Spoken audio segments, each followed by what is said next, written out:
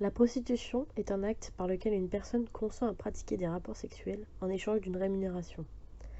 La prostitution est décrite au fil du temps comme le plus vieux métier du monde. D'après l'historien et écrivain français Jean Bottero, l'origine de la prostitution se situerait en Mésopotamie.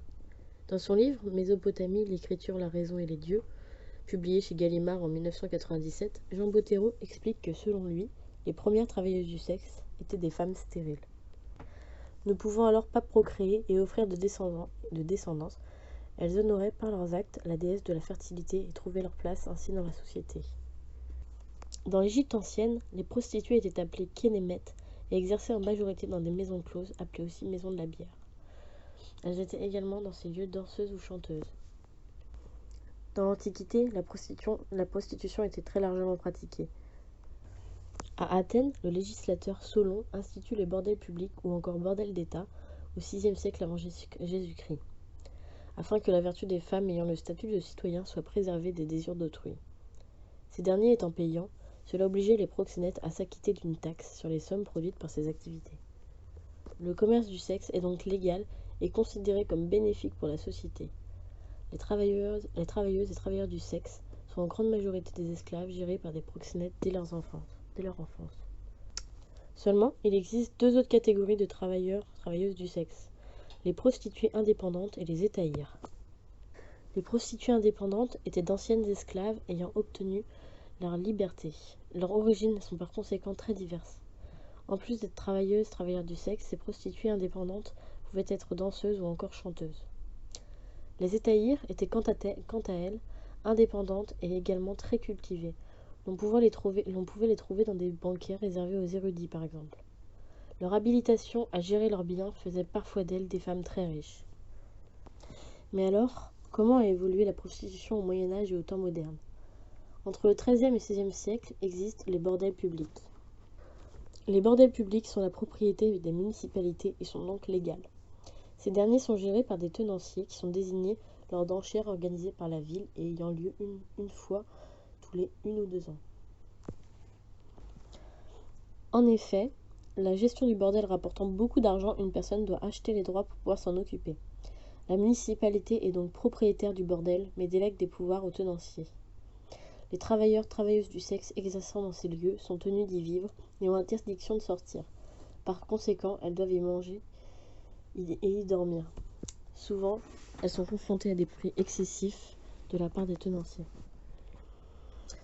Les travailleuses du sexe des bordels publics ont, selon les villes, des jours où elles ne doivent pas travailler, comme par exemple dans certaines villes, le dimanche lors de la messe.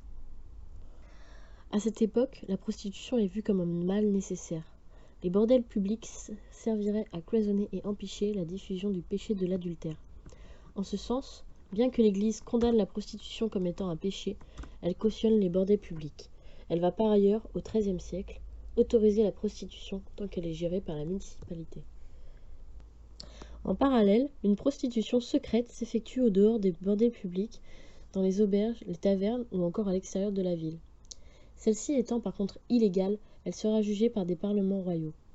À la moitié du XVe siècle, un parlement royal va par exemple s'installer à Toulouse et juger toutes les affaires de proxénétisme et de prostitution secrète ayant lieu hors du bordel public. Au XVIe siècle, les bordels publics ferment peu à peu. On peut justifier ces fermetures par l'évolution de la laïcité. En effet, il ne revient plus à la municipalité d'encadrer la prostitution, pour quelque raison que ce soit. Elles peuvent également être justifiées par le Concile de Trente et sa revalorisation du mariage. Ces pratiques ne peuvent plus être autorisées ni cautionnées. En 1561, l'édit d'Orléans ordonne la fermeture de tous les bordels publics dans toutes les villes et villages de France. La prostitution devient alors une activité illicite. Cet édit met un terme aux bordels publics, seulement on peut observer que ces derniers ont entamé leur fermeture une dizaine d'années avant à l'initiative des villes. Elles décidèrent de ne plus encadrer la prostitution et désirèrent réprimer toute activité extra-conjugale. Au Moyen-Âge et au temps moderne, la prostitution était donc tolérée, mais sous certaines règles, et seulement dans des endroits bien spécifiques, jusque la fin du XVIe siècle. Mais alors, la position des prostituées à l'époque contemporaine change-t-elle ? Au cours du temps, les travailleuses du sexe Les travailleurs du sexe sont longtemps considérés comme responsables de leur sort et comme les seuls coupables de leurs actes. En 1796 fut mis en place un registre de la prostitution. Les maisons closes sont légalisées en 1804. Les travailleuses du sexe et travailleurs du sexe ont alors obligation de faire des visites médicales. La brigade des mœurs, créée en 1747, en avait la responsabilité. Cette dernière fut prise dans de nombreux scandales au fil des années.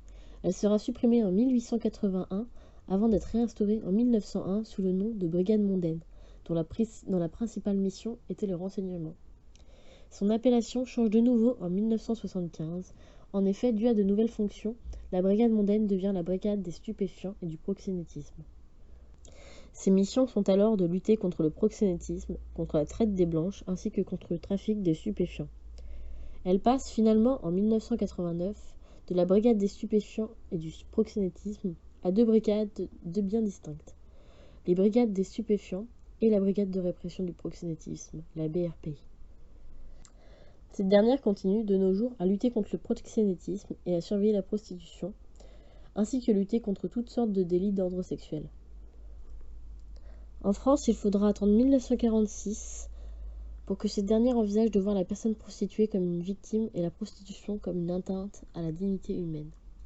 On voit également apparaître à cette année-là la fermeture des maisons closes liée à la loi Marthe-Richard, ainsi que la création d'un fichier sanitaire et social de la prostitution venant remplacer le registre de la prostitution.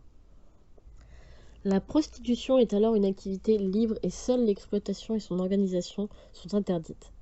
Le fichier sanitaire et social de la prostitution était à l'époque géré par le médecin en charge des méthodes visant à la prévention des maladies.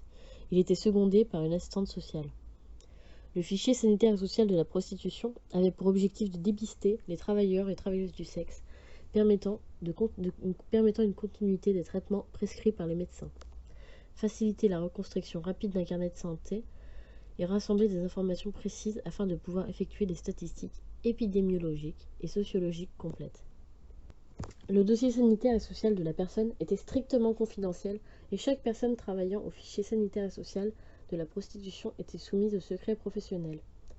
Le dossier sanitaire et social devait contenir une fiche d'identité, une fiche de suivi médical et une autre de suivi social.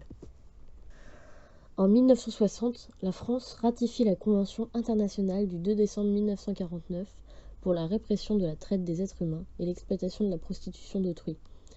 Va ensuite différentes ordonnances, décrets et circulaires concernant la répression du proxénétisme, la suppression du fichier sanitaire et social de la prostitution, ainsi que la mise en place de dispositions pour une meilleure prévention et réinsertion des personnes prostituées.